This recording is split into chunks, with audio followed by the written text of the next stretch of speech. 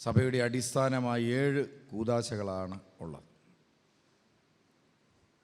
കൂദാശ എന്ന വാക്കിൻ്റെ അർത്ഥം നിങ്ങൾക്കറിയാം. വിശുദ്ധീകരിക്കുക, വിശുദ്ധീകരണം എന്നൊക്കെയാണ്. അപ്പോൾ ദൈവത്തിൻ്റെ വിശുദ്ധി മനുഷ്യനിലേക്ക് പകരുകയാണ് കൂദാശ വഴി. അതാണ് ദൈവം ആഗ്രഹിക്കുന്നത്. മാമോദീസായിലൂടെ ദൈവത്തിൻ്റെ പരിശുദ്ധാത്മാവിനെയും പുത്രസ്വീകാരിത്വത്തെയും നൽകിക്കൊണ്ട് നമ്മളൊരു മകനായി മകളായി ദൈവം അംഗീകരിക്കുന്നു. മൂറോൻ എന്ന അഭിഷേകം വഴി പരിശുദ്ധാത്മാവിൻ്റെ അഭിഷേകം നൽകിക്കൊണ്ട് ഒരു ക്രൈസ്തവ ദൗത്യത്തിനായിട്ട് ഒരുക്കുന്നു. വിശുദ്ധ കുർബാന നൽകിക്കൊണ്ട് യേശുക്രിസ്തുവിൻ്റെ ശരീരവും നമ്മുടെ ശരീരവും ഒന്നാക്കി മാറ്റുന്നു. വിവാഹമെന്ന കൂദാശയിലൂടെ ഒരു സ്ത്രീയെയും ഒരു പുരുഷനെയും യേശു ക്രിസ്തുവിൽ ഒന്നാക്കി ഒരു കൂട്ടായ്മയാക്കി മാറ്റുന്നു. ത്രിത്വിക ദൈവത്തിൻ്റെ മാതൃകയിൽ ഭൂമിയിലുള്ള കൂട്ടായ്മ. കുംഭസാരം എന്ന കൂദാശ വഴി മനുഷ്യൻ്റെ ജീവിതത്തിൽ വന്നുപോയിട്ടുള്ള പാപങ്ങൾ ദൈവം മോചിച്ച് അവനെ സ്വതന്ത്രനാക്കി വിടും. തൈലാഭിഷേകം എന്ന കൂദാശ വഴി പ്രിയമുള്ളവരെ രോഗികളെ സുഖപ്പെടുത്തുവാനായിട്ടാണ് ദൈവം ആഗ്രഹിക്കുന്നത്. തൻ്റെ സൗഖ്യം മറ്റുള്ളവരിലേക്ക് പകരുവാനായിട്ടുള്ള കൂദാശയാണ് തൈലാഭിഷേക ശുശ്രൂഷ. എന്നാൽ കുറേയേറെ കാലം ഈ തൈലാഭിഷേക ശുശ്രൂഷയ്ക്ക് ഒരു ഓമന പേര് കിട്ടിയിരുന്നു. എൻ്റെ പേരെന്താണ്? അന്ത്യകൂദാശ എന്ന് പറഞ്ഞാൽ ഒരു വ്യക്തി മരിച്ചു പോകുന്ന 100% ഉറപ്പായി കഴിഞ്ഞാൽ സ്വീകരിക്കുന്ന കൂദാശയായിട്ടാണ് ഇത് അറിയപ്പെട്ടിരുന്നത്. അതിന് കാരണം എന്താണ്? പലരും ഈ കൂദാശ സ്വീകരിക്കുന്നത് മരിച്ചു പോകുമെന്ന് ഉറപ്പായി കഴിയുമ്പോഴാണ്. എന്നാൽ പ്രിയമുള്ളവർ, ഈ തൈലാഭിഷേക ശുശ്രൂഷ സ്വീകരിച്ച വ്യക്തികളെ നിങ്ങൾ ശ്രദ്ധിച്ചാൽ കാണാൻ സാധിക്കും. ഇതിപ്പോൾ തൈലാഭിഷേക ശുശ്രൂഷ സ്വീകരിച്ചതുകൊണ്ട് മരിക്കുകയോ മരിക്കാതിരിക്കുകയോ അങ്ങനെയൊന്നുമില്ല. ആയുസ് ഇന്നിപ്പം നാളെ വരെ ഉള്ളെങ്കിൽ ഇത് സ്വീകരിച്ചാൽ എന്തു ചെയ്യാണ്? നമ്മൾ മരിക്കും. അപ്പോൾ മരണവുമായിട്ട് രോഗശാന്തിക്ക് യാതൊരു ബന്ധവുമില്ല. ഇന്നിപ്പോൾ ചിലപ്പോൾ രോഗശാന്തി കിട്ടി നാളെ മരിച്ചു പോയെന്നിരിക്കും. ചില സംഭവിക്കാവുന്നേ ഉള്ളൂ. ഞാൻ ഓർക്കുകയാണ്, അനേകം നാളായിട്ട് ലിവർ സിറോസിസ് ബാധിച്ച ഒരു മനുഷ്യനുണ്ടായിരുന്നു. അദ്ദേഹത്തെ ഞാൻ പലപ്പോഴായിട്ട് ഉപദേശിച്ചിട്ടുണ്ട്. ഒരിക്കലും അദ്ദേഹം മദ്യപാനം നിർത്താൻ തയ്യാറായില്ല. അങ്ങനെ രോഗം പെരുകി അവസാനം ഡോക്ടർമാരെ ഹോസ്പിറ്റലിൽ വെച്ച് പറഞ്ഞു, ഇനി ആളെ നോക്കണ്ട. അത്രയും കാലം വീട്ടുകാർ പ്രാർത്ഥിച്ചു. അവസാനം വെൻറ്റിലേറ്ററിലായി. അവസാനത്തെ നിമിഷങ്ങളിലെത്തി. ആൾ അബോധാവസ്ഥയിലായി. അപ്പോൾ വീട്ടുകാരിങ്ങനെ പ്രാർത്ഥിച്ചു, ദൈവമേ, ഇനി ഇദ്ദേഹത്തിന് സൗഖ്യം കിട്ടിയില്ലെങ്കിലും വേണ്ടില്ല, ഈ ഇത്രയും കാലം ചെയ്തതൊക്കെ തെറ്റാണെന്നൊന്ന് ബോധ്യപ്പെട്ടിട്ട് മരിച്ചാൽ മതിയായിരുന്നു. ഡോക്ടർമാർ പറഞ്ഞു, ഇനി മണിക്കൂറുകൾ മാത്രമേ ബാക്കിയുള്ളൂ. അവരെന്നെ വിളിച്ച് പറഞ്ഞു, ഇങ്ങനെ മണിക്കൂറുകൾ മാത്രമേ ബാക്കിയുള്ളൂ. ഞാനിങ്ങനെ ചാപ്പലിൽ പോയിരിക്കുമ്പോൾ എൻ്റെ മനസ്സിൽ തോന്നി, അദ്ദേഹത്തിനൊരു തൈലാഭിഷേക ശുശ്രൂഷ കൊടുത്തിരുന്നത് നല്ലതായിരുന്നല്ലോ. ഞാനൊരു അച്ഛനെ വിളിച്ച് പറഞ്ഞു, അവരോട് വിളിച്ച് പറഞ്ഞു തൈലാഭിഷേകം സ്വീകരിക്കാൻ പറഞ്ഞു. അങ്ങനെ ഒരു അച്ഛൻ പോയി തൈലാഭിഷേക ശുശ്രൂഷ കൊടുത്തു. പ്രിയമുള്ളവർ, അബോധാവസ്ഥയിൽ കഴിഞ്ഞിരുന്ന മനുഷ്യൻ പിറ്റേ ദിവസം വെൻറ്റിലേറ്ററിൽ നിന്ന് പുറത്തു വന്നെന്ന് മാത്രമല്ല, അത്ഭുതകരമായി സൗഖ്യപ്പെട്ട് എഴുന്നേറ്റു. അതിനുശേഷം കോട്ടയത്തൊരു ഹോസ്പിറ്റലിൽ കൊണ്ടുവന്നു. റിപ്പോർട്ട് കണ്ടപ്പോൾ ഡോക്ടർ പറഞ്ഞു, ഞങ്ങൾ ഹോസ്പിറ്റൽ തുടങ്ങിയിട്ട് ആദ്യത്തെ ഒരു മരണമാണ് സംഭവിക്കാൻ പോകുന്നത്, ഇദ്ദേഹത്തിൻ്റെ ആണല്ലോ എന്ന് വരെ പറഞ്ഞു. പക്ഷേ പിന്നീടുള്ള ദിവസങ്ങൾ അദ്ദേഹത്തിൻ്റെ രോഗം പെട്ടെന്ന് മാറി. ആ രോഗത്തിൽ നിന്ന്, ലിവർ സിറോസിസ് എന്ന രോഗത്തിൽ നിന്ന് സൗഖ്യപ്പെട്ട് എഴുന്നേറ്റു. 1 വർഷക്കാലം വളരെ നല്ല ജീവിതം നയിച്ചു. മദ്യപാനമൊന്നും ഇല്ലാതെ പ്രാർത്ഥനയിൽ നല്ല ജീവിതം നയിച്ചു. പക്ഷേ 1 വർഷത്തിന് ശേഷം ഹോസ്പിറ്റലിൽ ചെക്കപ്പിന് പോയതാണ്. ലിവർ സിറോസിസിൻ്റെ ചെക്കപ്പിന് പോയതാണ്. പക്ഷേ അവിടെ ചെന്നപ്പോൾ എന്ത് സംഭവിച്ചു? ചെക്കപ്പ് കഴിഞ്ഞപ്പോൾ, പ്രിയമുള്ളവർ, ചെക്കപ്പ് കഴിഞ്ഞ് പുറത്തോട്ട് ഇറങ്ങുകയും ഹോസ്പിറ്റലിൽ വെച്ച് ഹാർട്ട് അറ്റാക്ക് വന്ന് മരിച്ചുപോയി. ഹോസ്പിറ്റലിൽ വെച്ച് അങ്ങനെ സംഭവിച്ചു. അപ്പോൾ പ്രിയമുള്ളവർ, അദ്ദേഹത്തിന് ഈ രോഗം മാറി. ദൈവത്തിൻ്റെ ആയുസ് 1 വർഷത്തിന് ശേഷമായിരുന്നു. അതുകൊണ്ട് മരണവും രോഗവും തമ്മിൽ കാര്യമായ ബന്ധമൊന്നും ഇല്ല. ഒരു വ്യക്തി രോഗിയാകുന്നത് എങ്ങനെയാണ്? മരണത്തെ നമ്മൾ മരണത്തിൻ്റെ വഴിക്ക് വിടാം. കർത്താവ് ഒരു വ്യക്തി ഇപ്പം മരിക്കണമെന്ന് വിചാരിച്ചാൽ മരിക്കും. 105 വയസ്സ് വരെ ഇരിക്കണമെന്ന് വിചാരിച്ചാൽ നിങ്ങളെ ഇരുത്തുകയും ചെയ്യും. അത് തമ്പുരാൻ്റെ പരിപാടിയാണ്. നമുക്ക് ആ കാര്യത്തിൽ കൈകടത്താൻ അവകാശമില്ല. നമുക്കും കൂടെ കൈകടത്താൻ പറ്റുന്ന ഒരു മേഖലയാണ് രോഗം. കാരണം എന്താണ്? ദൈവത്തിൻ്റെ മാത്രം പ്രതിഭാസമല്ല രോഗം, മനുഷ്യനും കൂടി ഉൾപ്പെട്ടതാണ്.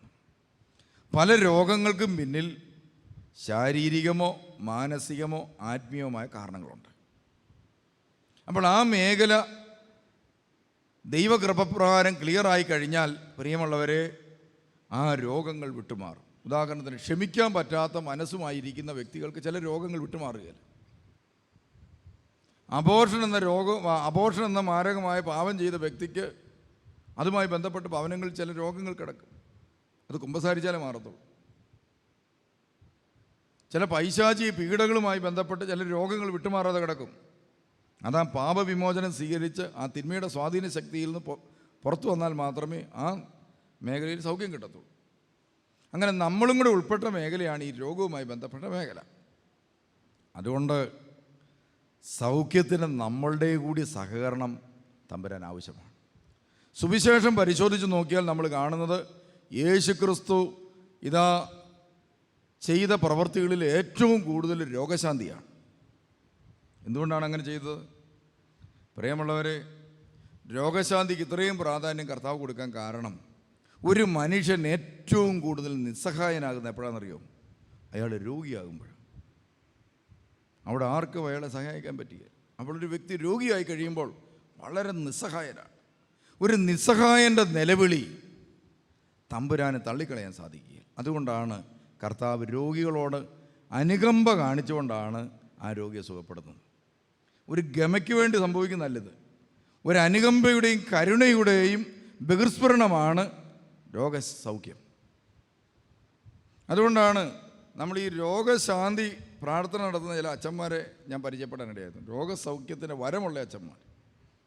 അവർ പ്രാർത്ഥിക്കുമ്പോൾ രോഗികൾക്ക് സൗഖ്യം കിട്ടും. അങ്ങനെയുള്ള എല്ലാ വ്യക്തികളെയും പരിചയപ്പെട്ടാൽ മനസ്സിലാകും. ആയിരിക്കലും ഒരു അച്ഛനോട് രോഗത്തെക്കുറിച്ച് പറഞ്ഞുകൊണ്ടിരിക്കുന്നതിനിടയ്ക്ക് അച്ഛൻ കരയുക. ഏതോ ഒരു പെങ്കൊച്ചിൻ്റെ രോഗം പറയുമ്പോൾ ഈ അച്ഛൻ കരയുക. എന്താണ്?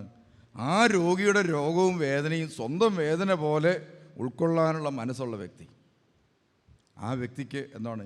ഒരു ഹീലിംഗ് ഗിഫ്റ്റ് ദൈവം പ്രത്യേകമായിട്ട് കൊടുത്തിരിക്കുക. അപ്പോൾ യേശുവിൻ്റെ അനുകമ്പയും സ്നേഹവുമാണ് സൗഖ്യമായിട്ട് വരുന്നത്, നമ്മുടെ അർഹതയല്ല. അതുകൊണ്ട് ഒരു രോഗി സൗഖ്യം പ്രാപിക്കുന്ന ദൈവത്തിൻ്റെ കാരുണ്യത്തിലാണ്. അപ്പോൾ തൈലാഭിഷേക ശുശ്രൂഷ ഒരു കൂദാശയാണ്. ഈ കൂദാശയിലൂടെ യേശുക്രിസ്തുവിൻ്റെ കരങ്ങളിൽ നിന്ന് യേശുവിൻ്റെ കാരുണ്യവും സ്നേഹവും നമ്മൾ ഏറ്റുവാങ്ങുകയാണ്. അതുകൊണ്ട് ദൈവത്തിൻ്റെ കാരുണ്യവും ദൈവത്തിൻ്റെ സ്നേഹവും ഏറ്റുവാങ്ങാൻ പറ്റുന്ന മാനസികാവസ്ഥയിലേക്ക് നമ്മൾ മാറണം. നമുക്കറിയാം, ദൈവത്തിൻ്റെ കാരുണ്യവും അനുകമ്പയും സ്വീകരിക്കാൻ പറ്റുന്നൊരു മാനസികാവസ്ഥയുണ്ട്. ഉദാഹരണത്തിന്, നമ്മുടെ വീട്ടിലേക്ക് ഒരാൾ ടിപ്പ് ടോപ്പിൽ കയറി വന്നു പറഞ്ഞു, ഒരു 100 രൂപയും കൊടുത്തേ. നമ്മൾ കൊടുക്കുമോ? കൊടുക്കുകയില്ല. എന്നാൽ പ്രിയമുള്ളവർ, നമ്മുടെ വീട്ടിലൊരാൾ കയറി വന്നിട്ട് അയാളുടെ കണ്ണ് നിറയും. നമ്മൾ ചോദിച്ചു, എന്ത് പറ്റി? ഭക്ഷണം കഴിച്ചിട്ട് 2 ദിവസമായി.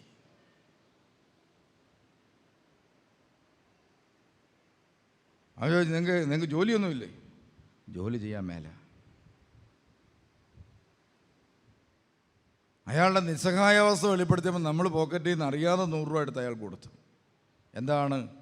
ആ മനുഷ്യൻ നമ്മുടെ കരുണയും സ്നേഹവും ഏറ്റുവാങ്ങാൻ പറ്റിയ മാനസികാവസ്ഥയിലായി. അതുകൊണ്ടാണ് അയാൾക്ക് നമ്മൾ അറിയാതെ 100 രൂപ എടുത്ത് കൊടുത്തത്.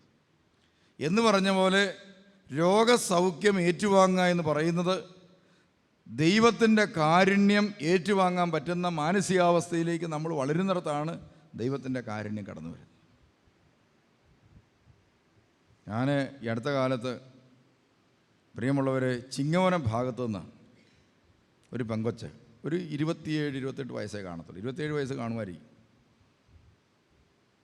ഞായറാഴ്ച തൂത്തുട്ടിച്ചാപ്പലിലേക്ക് കുറച്ച് പേര് കൂട്ടിക്കൊണ്ടുവന്നു. വന്നെൻ്റെ മുറിയിലോട്ട് കയറുകയും ഈ പെണ്ണ് നിലവിളിയും കരച്ചിലും കൊടുത്തു. എൻ്റെ തിരുമേനി, എൻ്റെ ഭർത്താവ് ആക്സിഡൻറ്റിൽ പെട്ട തലയ്ക്ക് ഭയങ്കര പ്രശ്നമായിട്ട് കോമ സ്റ്റേജിൽ കിടക്കുകയാണ്. ഞാൻ പറഞ്ഞു, ഭർത്താവിൻ്റെ പേര് പറഞ്ഞിട്ട്, അങ്ങേര് അമ്മയുടെ നടയിൽ പ്രാർത്ഥിക്കുകയായിരുന്നു, അമ്മയുടെ നടയിൽ പാടിക്കൊണ്ടിരുന്ന തിരുമേനി എന്ന് പറഞ്ഞുകൊണ്ട് ഒരു അബ്നോർമൽ സ്റ്റേജിൽ പുള്ളിക്കാരത്തെ കൊണ്ട് നിലവിളിക്കുക. അമ്മയ്ക്ക് വേണ്ടി മാത്രം പാടിക്കൊണ്ടിരുന്നവനാണ്. അവൻ ഈ ഗതി വന്ന് അമ്മ നോക്കുന്ന പുള്ളിക്കാരത്തിൽ പോവാൻ പരിസരം മറന്ന് നിലവിളിക്കുക. എനിക്ക് തോന്നി ഇവളുടെ മാനസിക നില വിട്ട് കാണും. ഭർത്താവ് കോമാ സ്റ്റേജിൽ കിടക്കുന്നുണ്ടാവും, മാനസിക നില പോയി കാണും എന്ന് ഞാൻ വിചാരിച്ചു. സത്യത്തിൽ അവിടെ നിലവിളി കേട്ടിട്ട് ഒരു ഭർത്താവിനോട് ഇത്രയും വലിയ റോയൽറ്റി പുലർത്തുന്ന ഒരു ഭാര്യ. പ്രിയമുള്ളവർ, എനിക്കൊത്തിരി സങ്കടം തോന്നി ഈ പെണ്ണിനെക്കുറിച്ച്. പിന്നീട് ഞായറാഴ്ച ദിവസം ധ്യാനം നടന്നുകൊണ്ടിരിക്കുമ്പോൾ കൈ കൊട്ടിക്കുമെന്ന് പറഞ്ഞാൽ ഭയങ്കര കൊട്ട. കൈ ആചനാരൂപത്തെ പിടിക്കാൻ പറഞ്ഞാൽ ഇങ്ങനെ പിടിക്കും. മുട്ടുകുത്താൻ പറഞ്ഞാൽ കുമ്പിട്ടും കമന്നം കിടക്കുക പള്ളിയിലോട്ട്. മൊത്തത്തിൽ എന്തോ ഒരു പന്തികേട് പോലെയാണ് എനിക്ക് തോന്നിയത്. ഒരാഴ്ച കഴിഞ്ഞപ്പോൾ അവൾ തിരിച്ചു വന്നു. എന്നിട്ട് പറഞ്ഞു, ഇവിടുന്ന് ഞാൻ ഇറങ്ങി പകുതിക്ക് ചെന്നപ്പം കാരിത്താസിൻ്റെ അങ്ങോട്ട് പോയി പകുതി യാത്ര ചെയ്തപ്പോൾ ഫോൺ വന്നു. എന്താണ്? ഇതാ ആളിൽ വലിയ മാറ്റം. കഴിഞ്ഞ ധ്യാനത്തിന് 400ഓളം പേര് പങ്കെടുത്ത ധ്യാനമായിരുന്നു, താമസിച്ചുള്ള ധ്യാനം. ആ ധ്യാനത്തിൽ സൗഖ്യം പ്രാപിച്ച തലയെല്ലാം ഇടിച്ച് തകർന്ന് കോമാ സ്റ്റേജിലായിരുന്നിട്ട് സൗഖ്യം പ്രാപിച്ച ഭർത്താവിനെയും കൂട്ടിക്കൊണ്ട് ധ്യാനം കൂടി ആ ഭാര്യ. എന്നിട്ട് പറഞ്ഞു, ഇനിയൊരു ജീവിതമുണ്ടെങ്കിൽ യേശുക്രിസ്തുവിന് വേണ്ടി സുവിശേഷ ശുശ്രൂഷ ചെയ്യുന്ന ഒരു ജീവിതമായിരിക്കും ഞങ്ങളുടേതെന്ന് വാഗ്ദാനം ചെയ്തിട്ട് പോയി. കണ്ടോ? അപ്പോൾ കാരുണ്യം ഏറ്റുവാങ്ങാൻ പറ്റിയ മാനസികാവസ്ഥ. എനിക്ക് സത്യത്തിൽ നാണം തോന്നിപ്പോയി ഈ പെണ്ണിൻ്റെ കരച്ചിലും നിലവിളിയും കേട്ടിട്ട്. അത്രമാത്രം കരച്ചിൽ. കർത്താവ് ഇറങ്ങി ആ ചെറുപ്പക്കാരൻ്റെ കട്ടിലിൽ പോയി അവനെ തൊട്ടു. ഇവളുടെ നിലവിളി കേട്ട. അതാണ് കാരുണ്യം ഏറ്റുവാങ്ങുന്ന, ദാനം ഏറ്റുവാങ്ങാൻ പറ്റിയ മാനസികാവസ്ഥ നമുക്ക് വേണം. ദാനങ്ങൾ ഏറ്റുവാങ്ങാൻ പറ്റുന്ന ദാനം കിട്ടിയൊരു സാധനം മേടിക്കാൻ എല്ലാവരെയും കൊണ്ട് പറ്റും. ഉദാഹരണത്തിന് കുമരകം പള്ളിയിൽ സൗജന്യമായിട്ട് അരി വിതരണം ചെയ്യുന്നു. കുമരകം പള്ളിയിൽ എല്ലാവരും ഇത് ഏറ്റവും മേടിക്കാൻ വരുമോ? ഇല്ല. അത്ര ഗതികെട്ടവനെ വരത്തുള്ളൂ. നമ്മൾ നോക്കും, കുടുംബത്തിൻ്റെ മഹിമയെല്ലാം നോക്കും. അന്നേരം നമ്മൾ ഓർക്കും, തിരുവാർപ്പിലെങ്ങാനും ആയിരുന്നെങ്കിൽ പോയി മേടിക്കായിരുന്നു എന്ന് നമ്മൾ ചിന്തിക്കും. കാരണം എന്താ? കുടുംബമഹിമയും മറ്റെല്ലാം കൂടെ നോക്കിക്കഴിയുമ്പോൾ നമുക്ക് ദാനം മേടിക്കാൻ പറ്റിയ മാനസികാവസ്ഥയില്ല. അതിനൊരു പ്രത്യേക മാനസിക ഒന്നുമില്ല. ഇതുപോലെയാണ് രോഗിയിരിക്കേണ്ടത്. എൻ്റെ കർത്താവേ, നിനക്ക് മാത്രമേ എന്നെ സുഖപ്പെടുത്താൻ സാധിക്കൂ. ആ ബോധത്തിലിരിക്കുന്നവനെ കർത്താവ് തൊട്ട് സുഖപ്പെടുത്തും.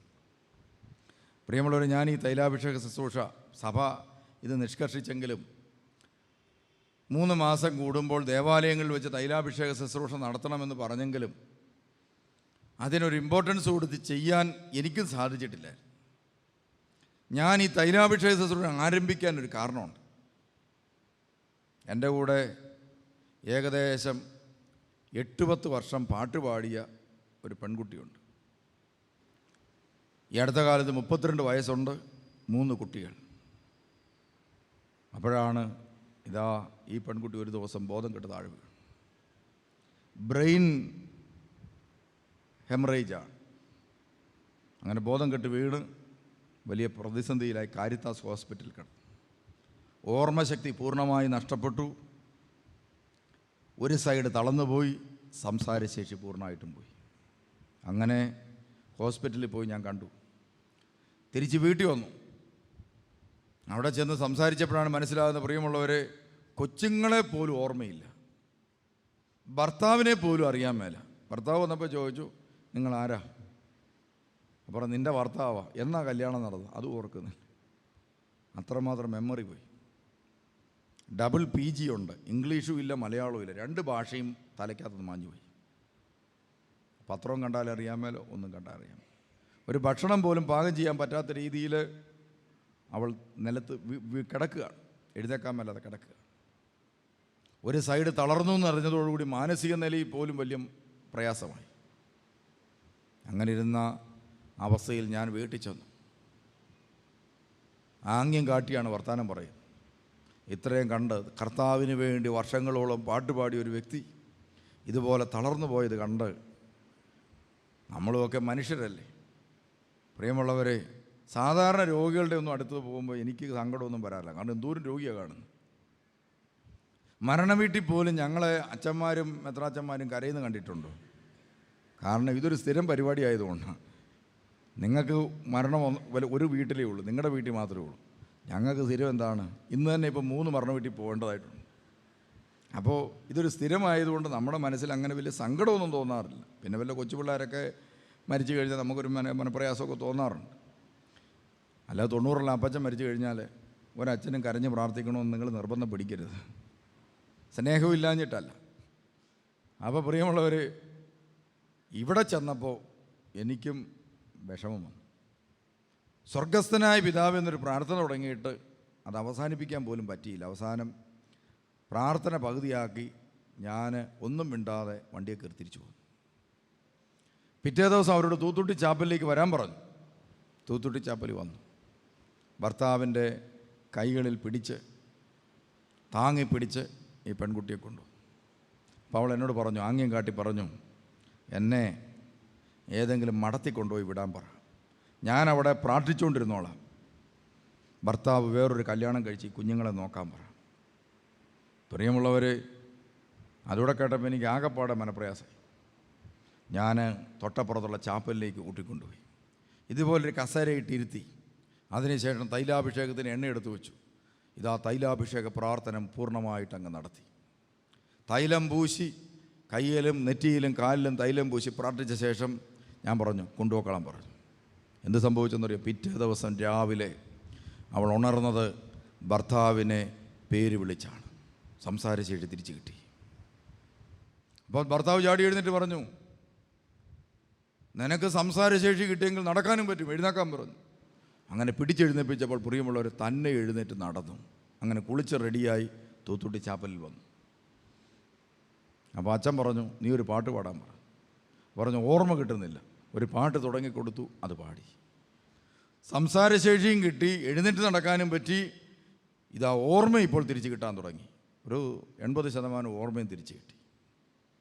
തൈലാഭിഷേക ഡോക്ടർമാർ പറഞ്ഞത് 1-1.5 വർഷത്തിന് ശേഷം ഫിസിയോതെറാപ്പിയൊക്കെ ചെയ്താൽ ക്രമേണ ഒരു പക്ഷേ കിട്ടിയേക്കും എന്ന് പറഞ്ഞ വ്യക്തി ഒരൊറ്റ ദിവസം കൊണ്ട് എഴുന്നേറ്റ് നടന്നു സംസാരിക്കാൻ തുടങ്ങി.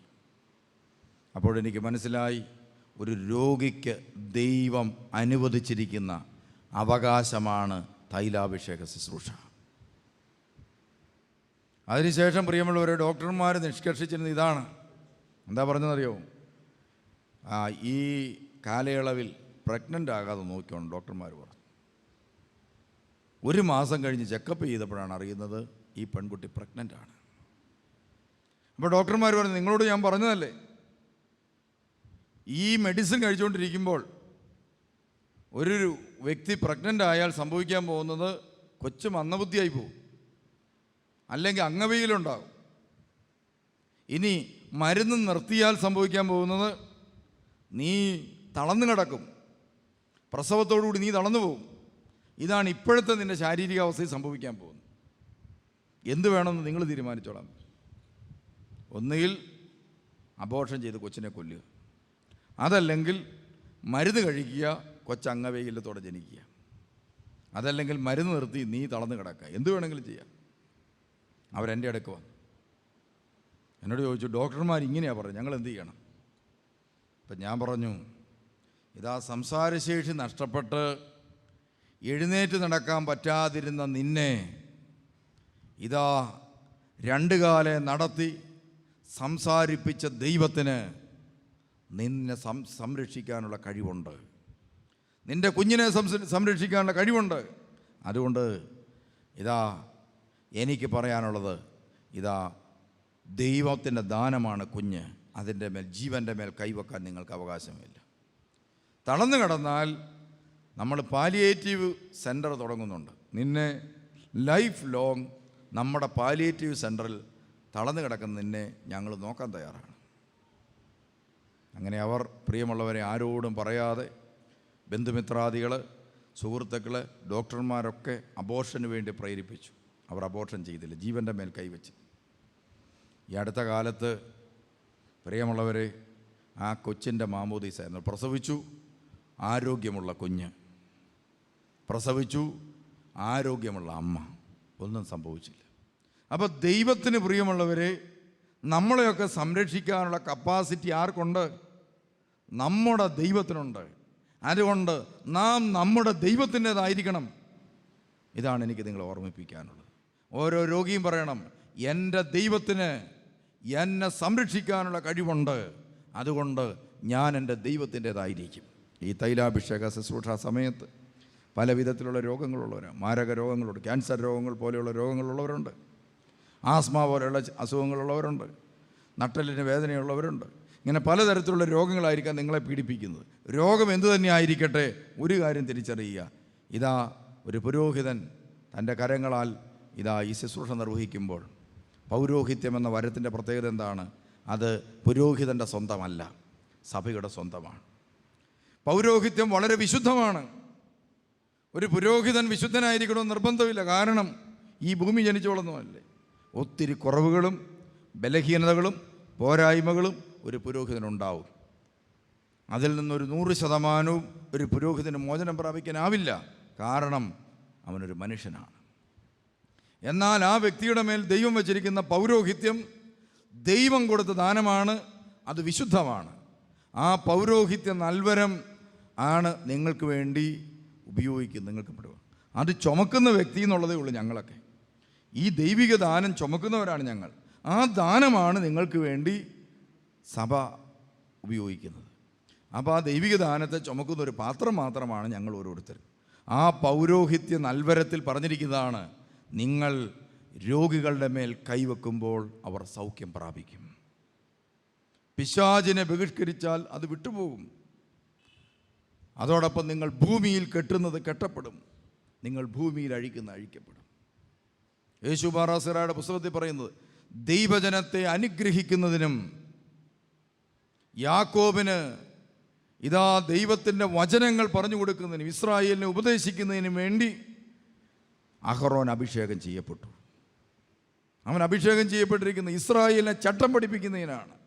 അതുകൊണ്ട് പ്രിയമുള്ളവർ, പൗരോഹിത്യ നൽവരം ഉപയോഗിച്ചുകൊണ്ട് ദൈവവചനം പഠിപ്പിക്കാനും പൗരോഹിത്യ അധികാരത്തിലൂടെ വചനം പ്രഘോഷിക്കാനും രോഗികളെ സുഖപ്പെടുത്തുവാനും പരിശുദ്ധ സഭ ഓരോ പുരോഹിതനെയും ചുമതലപ്പെടുത്തിയിട്ടുണ്ട്. അതുകൊണ്ട് ഞങ്ങളുടെ ഡ്യൂട്ടി എന്താണെന്ന് ചോദിച്ചാൽ, ഓരോ രോഗിയുടെയും തലയ്ക്ക് വെച്ചിട്ട് ഞങ്ങൾ പറയും, രോഗം സുഖപ്പെടുത്തിയിരിക്കുന്നു. സുഖപ്പെടുത്തേണ്ടത് ആരാ? തമ്പുരാൻ. ഞങ്ങളുടെ ഡ്യൂട്ടി സുഖപ്പെടുത്തിയിരിക്കുന്നു, അല്ലെങ്കിൽ സുഖപ്പെടട്ടെ എന്ന് പറയുക എന്നുള്ളത് ഞങ്ങളുടെ ഡ്യൂട്ടിയാണ്. അത് ഞങ്ങൾ കർത്താവിന് വേണ്ടി വിശ്വസ്തയോടെ ഇവിടെ ചെയ്യും. അതിൻ്റെ ബാക്കി കാര്യങ്ങൾ ചെയ്യേണ്ടത് കർത്താവ്. ആ സൗഖ്യം ഏറ്റുവാങ്ങേണ്ടത് നിങ്ങൾ. അതുകൊണ്ട് സന്തോഷത്തോടെ അത് ഏറ്റുവാങ്ങാൻ മനസ്സുള്ള വ്യക്തിക്ക് തൈലാഭിഷേക ശുശ്രൂഷയ്ക്ക് ശേഷം രോഗസൗഖ്യം ഏതെങ്കിലും തലത്തിൽ ലഭിച്ചിരിക്കും. ഒന്നുകിൽ ശരീരത്തിൻ്റെ മേൽ, അതല്ലെങ്കിൽ ആ രോഗത്തെ അതിജീവിക്കാനുള്ള ശക്തി, മനസ്സിൻ്റെ സൗഖ്യം, അതോടൊപ്പം ആത്മാവിന് വിടുതൽ. ചിലർക്ക് ആത്മാവിലായിരിക്കും മോചനം കിട്ടുന്നത്. 3 മേഖലയിൽ എവിടെയെങ്കിലും സൗഖ്യം ഉണ്ടായിരിക്കും. കർത്താവ് അത് ഓരോരുത്തർക്കും ഓരോ മേഖലയിലായിരിക്കും കൊടുക്കുന്നത്. ഒരിക്കൽ മോളി എന്ന് പറയുന്നൊരു സ്ത്രീ, ഞാൻ പയ്യനായിരിക്കുന്ന സമയത്ത് മെഡിക്കൽ കോളേജ് വാർഡുകളിൽ പോകുമായിരുന്നു. അപ്പം മെഡിക്കൽ കോളേജ് ESIയുടെ അടുത്ത് മോളി എന്ന് പറയുന്ന ഒരു സഹോദരിയുണ്ട്. പുള്ളിക്കാരത്തി ക്യാൻസർ രോഗം ബാധിച്ചു. ധ്യാനമൊക്കെ കൂടി അനേകം ധ്യാനകേന്ദ്രങ്ങളിൽ പുള്ളിക്കാരത്തി പോയി. ധ്യാനകേന്ദ്രക്കാരെല്ലാം പറയുന്നത് മോളിയെ കർത്താവ് സുഖപ്പെടുത്തി, പക്ഷേ മോളി മരുന്നും കഴിക്കുന്നുണ്ട്, രോഗം മാറിയിട്ടുമില്ല. അങ്ങനെ ഇരിക്കെ ഞങ്ങൾ മെഡിക്കൽ കോളേജ് വാർഡുകളിൽ ചെന്നപ്പോൾ മോളിയുടെ ബന്ധത്തിൽപ്പെട്ടൊരു പയ്യൻ എൻ്റെ കൂടെയുണ്ട്. അവർ പറഞ്ഞു, നമുക്ക് ആ മോളിയെ കയറി ഒന്ന് കണ്ടിട്ട് പോകാം. ക്യാൻസറിൻ്റെ 3rd സ്റ്റേജിലാണ്, താമസിയാതെ മരിച്ചു പോകുന്ന ഡോക്ടർ പറഞ്ഞു. അങ്ങനെ മാരകമായ രോഗം ബാധിച്ച മോളിയെ കാണാൻ വേണ്ടി ഞങ്ങൾ പോവുകയാണ്. അപ്പോൾ നമുക്കറിയാമല്ലോ, ഒരു രോഗിയെ കാണാൻ പോകുമ്പോൾ നമ്മൾ മനപ്രയാസപ്പെട്ട് വേണമല്ലോ പോകാൻ. ഞങ്ങളങ്ങനെ മനപ്രയാസപ്പെട്ട, ദൈവമേ മോളി ചാകം കിടക്കുകയാണല്ലോ എന്ന് ഓർത്ത് പോവുക. അവിടെ ചെന്ന് കോളിംഗ് ബെൽ അടിച്ചു കഴിഞ്ഞപ്പോഴത്തേനും പ്രിയമുള്ളവർ പിള്ളേർ വന്ന് കഥ തുറന്നു. അപ്പോൾ ഒരു സ്ത്രീ വളരെ സന്തോഷത്തോടെ ആരോ ആയിട്ട് ഫോൺ ചെയ്തുകൊണ്ടിരിക്കുകയാണ്. അപ്പോൾ ഞങ്ങൾ കയറി ഇരുന്ന് കഴിഞ്ഞപ്പോൾ ഞങ്ങൾ ഓർക്കും മോളി മരിക്കാറായിട്ട് ശ്വാസം മുട്ടി കിടക്കുന്ന എവിടെയാണെന്ന് കാണാൻ വേണ്ടി നോക്കുകയാണ്. ഉടനെ ഫോൺ വെച്ചിട്ട് ചിരിച്ചുകൊണ്ട് ഞങ്ങളുടെ അടുക്ക് വന്നു. അപ്പം ഞാൻ അന്നേരത്തേനും അടുത്തിരുന്ന് ഞാനോട് ചോദിച്ചു, മോളി എവിടെയാണെന്ന് ചോദിക്കാൻ പറഞ്ഞു.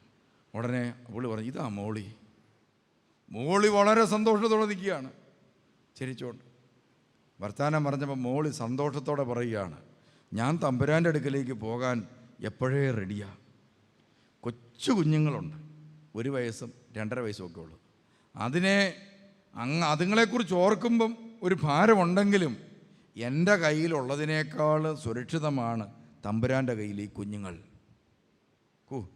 എൻ്റെ ജീവിതത്തിൽ ഇതുപോലത്തെ വാക്ക് ഞാൻ കേട്ടിട്ടില്ല ഒരു രോഗിയിൽ നിന്ന്. അവസാനം പ്രിയമുള്ളവരെ, ഇപ്പം ഞങ്ങളിങ്ങനെ പരിചയപ്പെട്ടത്, ഞങ്ങളിങ്ങനെ ആഴ്ചയിലൊന്ന് വെള്ളിയാഴ്ച അല്ലെ ശനിയാഴ്ച ഞായറാഴ്ചയൊക്കെ ഞങ്ങളിങ്ങനെ ക്യാൻസർ വാർഡ് കയറും. ഉടനെ പുള്ളിക്കാരത്തി പറയാം, നിങ്ങൾ എപ്പോഴാണ് കയറുന്നതെന്ന് പറഞ്ഞാൽ മതി, ഞാനിവിടെ വരാമെന്ന് ക്യാൻസർ രോഗികളെ പ്രാർത്ഥിക്കാം. എന്നിട്ട് പറഞ്ഞു, ഇട ദിവസങ്ങളിൽ വെളുപ്പിനെ ഞാൻ കുർബാനയ്ക്ക് പോകും. കുർബാന കഴിയുമ്പം നവജീവൻ ട്രസ്റ്റിൽ പോയി പച്ചക്കറി അരിഞ്ഞു കൊടുക്കും. അതിനുശേഷം തിരിച്ചു വന്നിട്ട് ഉച്ച കഴിഞ്ഞ് വീടുകൾ തോറും കയറിയിറങ്ങി കർത്താവ് എന്നെ ഒത്തിരിയേറെ സൗഖ്യപ്പെടുത്തി എന്ന് വീടുകൾ തോറും കയറിയിറങ്ങി പറയും. ക്യാൻസർ രോഗിയാണ്. ഇതെവിടെയാ സൗഖ്യം? പ്രിയമുള്ളവരെ, ആത്മാവ് സുഖപ്പെട്ട സ്ത്രീ, രോഗത്തിന് കീഴടക്കാൻ പറ്റാത്തൊരു സ്ത്രീ. കുറേ ദിവസങ്ങൾക്ക് ശേഷം ഒരു 1.5 വർഷത്തിന് ശേഷം സെമിനാരി ഞാൻ നിൽക്കുമ്പോൾ അറിഞ്ഞു, മോളി എന്ന് പറയുന്ന ആൾ മരിച്ചു. പക്ഷേ എനിക്ക് തന്നെ മനസ്സിലായി, ഈ സ്ത്രീ മരിച്ചിട്ടില്ല. ശവടക്കിന് പോയവർ പറഞ്ഞു, മോളി ചിരിച്ചോണ്ട് കിടക്കുന്ന പോലെയാണ് തോന്നിയത്.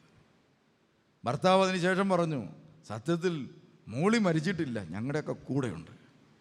ഇതാണ് പ്രിയമുള്ളൊരു ജീവിതം. അപ്പോൾ ആത്മാവിലോ ശരീരത്തിലോ മനസ്സിലോ ഈ സൗഖ്യം വരാം.